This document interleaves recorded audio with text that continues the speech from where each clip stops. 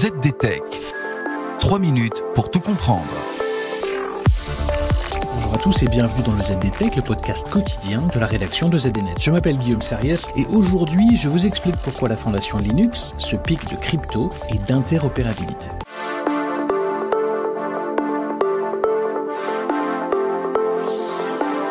La fondation Linux, garante du bon fonctionnement du système d'exploitation open source, vient d'annoncer une petite surprise.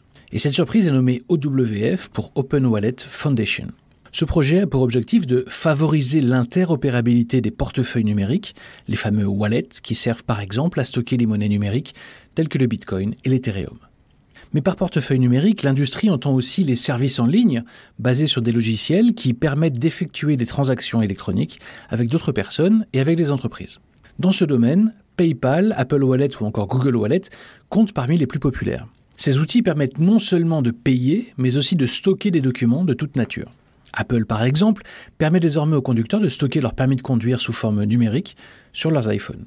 Cette volonté d'interopérabilité vient de Daniel Goldscheider, le PDG de la startup d'open banking Yes.com.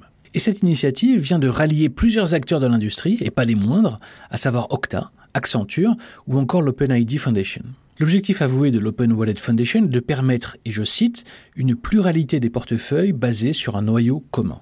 Oui, cela fera penser nombre d'entre vous aux distributions Linux. De la même manière que les courriels et les SMS sont interopérables, l'OWF cherche à développer ce qu'il appelle un moteur open source sécurisé et polyvalent que tout le monde peut utiliser pour créer des portefeuilles numériques qui fonctionnent bien avec d'autres portefeuilles numériques. La question de l'interopérabilité des systèmes informatiques a toujours été un sujet récurrent dans le monde du numérique. Mais ces dernières années, l'interopérabilité devient aussi un sujet réglementaire. Les organismes de réglementation du monde entier voient de plus en plus dans l'interopérabilité un moyen de soutenir la concurrence et de lutter contre des monopoles de fait. Dans le cadre du nouveau texte européen du Digital Markets Act, dit DMA, l'Union européenne veut par exemple obliger les WhatsApp, e-messages et autres Facebook Messenger à fonctionner avec des services de messagerie de moindre envergure.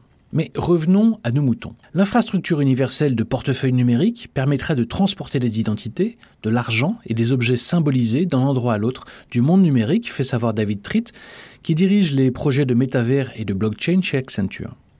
Et de prophétiser un changement massif de modèle d'entreprise du fait de ce virage technologique. Reste que les pires ennemis de cette initiative sont évidemment les géants technologiques qui ont eux déjà des parts de marché très conséquentes dans le secteur des portefeuilles numériques et n'ont aucun intérêt à ouvrir leurs portes. On voit mal comment Apple ou Google en effet pourraient accueillir d'un bon œil cette initiative.